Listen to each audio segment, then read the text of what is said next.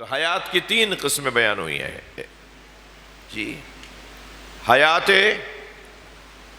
دنیاوی، حیات برزخی اور حیات اخروی. توجہ ہے نا حضرات کی؟ حیات دنیاوی یہ میری اور آپ کی حیات، یہ حیات دنیاوی ہے. پھر ہمارے جو مرحوم عزیز دنیا سے چلے گئے ہیں، اس وقت جو رہ رہے ہیں، جہاں رہ رہے ہیں، اسے برزخ کہتے ہیں، وہ حیات برزخی ہے. پھر ایک اس کے بعد حیات شروع ہوگی جو حیات اخروی ہے، جو دائمی ہے، ہمیشگی ہے. یہ پہلی والی بھی ہمیشگی نہیں ہے، جو 70 سال میں ختم ہو جائے وہ ہمیشگی کہاں ہے؟ جو 60 سال میں مکمل ہو جائے وہ ہمیشگی کہاں ہے؟ اور دوسری حیات ہے حیات برزخی. بہرحال ایک وقت آئے گا جب برزخ کا دور ختم ہو جائے گا، یعنی دنیا اور آخرت کے درمیان کو برزخ کہتے ہیں. برزخ ویسے بھی صلوات پڑھ لیں ذرا محمد و آل اللہ. یہ برزخی حیات بھی اور پھر حیات اخروی، آخری حیات، آخرت کی حیات. اور تینوں حیات کے ساتھ لفظ جڑے ہوئے ہیں، زندگی کے ساتھ ان کا تعلق ہے. مردنی کے ساتھ نہیں ہے، زندگی کے ساتھ ہے. زندگی، ایک زندگی یہ تھی جو 70 سال میں پوری ہو گئی. ایک زندگی وہ ہے جو میرے اور آپ کے پردادا کے پردادا اس میں رہ رہے ہیں، برزخ. ایک زندگی وہ ہوگی کہ جب آخرت شروع ہو جائے گی. تو اب طے کرنا ہے کہ کون سی زندگی کا سودا کس زندگی سے کریں. توجہ ہے حضرات کی؟ بھائی اگر طے ہی کرنا ہے کہ کون سی زندگی کا سودا کس کے ساتھ کریں؟ ہمیں یہ 70 سال والی زندگی کا سودا کرنا چاہیے برزخ کی زندگی سے اور آخرت کی زندگی سے. تب تو فائدے کا سودا ہے، ورنہ تو گھاٹے کا ہے. صلوات پڑھ لیں محمد و آل.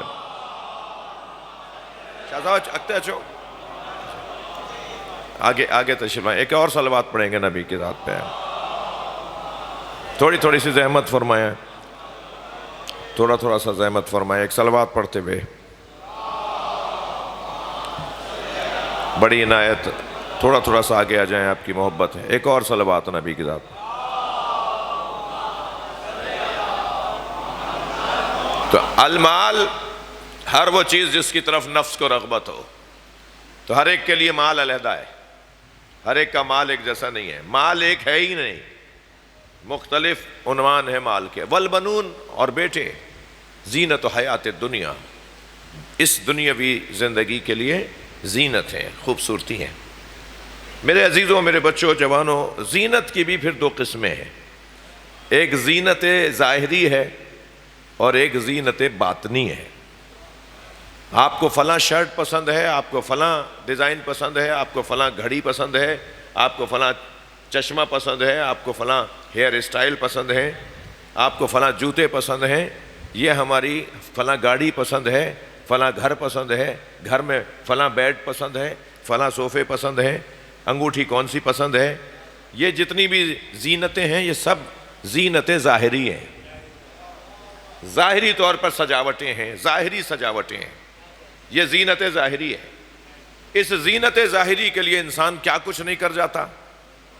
جی میں اگر تھوڑا سا روشن تر کہوں کہ فساد بپا کر جاتا ہے اس زینت ظاہری کے لیے. بن سنور کے باہر آتا ہے اور اس زینت کی خاطر جھگڑے ہوتے ہیں، اس زینت کی خاطر لڑائیاں ہوتی ہیں، حتیٰ قتل ہو جاتے ہیں. آئے دن آپ کو جو واقعات سننے کو ملتے ہیں، بہرحال اس میں 50% جھگڑے، لڑائیاں، قتل و غارت گری اسی زینت کے پر قربان ہو رہے ہیں، اسی زینت کے نام قربان ہو رہے ہیں، اسی خوبصورتی کے نام قربان ہو رہے ہیں. اچھا، اس کا انکار تو ہو نہیں سکتا، اس کے خلاف تو جا نہیں سکتے، اس لیے کہ یہ قرآن میں تذکرہ ہے، فطرت کا مسئلہ ہے. اور جو چیز فطرت کا مسئلہ ہو اس کے خلاف جانا معقول نہیں ہے. جی جو بھی فطری مسائل کے خلاف گئے ہیں انہوں نے اپنا ہی نقصان کیا ہے، کسی اور کا نہیں کیا. تو فطرت کے خلاف تو جا نہیں سکتے. مثلا بھوک فطرت ہے یا نہیں؟ بھوک، پیاس فطرت ہے، جنسی تسکین فطرت ہے، یہ زینت بھی فطرت ہے. مگر یاد رہے کہ فطرت جب بے لگام ہونے لگے تو پھر معاشرے میں فساد آنے لگ جاتا ہے، تباہی پھیلنے لگ جاتی ہے. بھوک فطرت ہے تو جو چاہے کھا لیں، بھئی بھوک تھی، فطرت ہے، جو ملا کھا لیا، یہ فطرت کی بے لگامی ہے۔ پیاس فطرت ہے، جو مل جائے پی لیں، یہ فطرت کی بے لگامی ہے۔ جنسی تسکین فطرت ہے، کوئی بھی گناہ کر بیٹھیں، یہ فطرت کی بے لگامی ہے۔ زینت فطرت ہے، بند سنور کے روڈ پہ نکل آئے، فساد بپا کر دیا، فطرت اپنی حدوں سے باہر نکل آئی تو فساد ہو گیا۔ بس جہاں کہیں، میرے بچوں جوانوں تمہارے لیے پیغام ہے، جہاں کہیں فطرت بے لگام ہونے لگے تو اس پہ آنے والی لگام کو شریعت کہتے ہیں۔ صلوات پڑھ لیں محمد وآل۔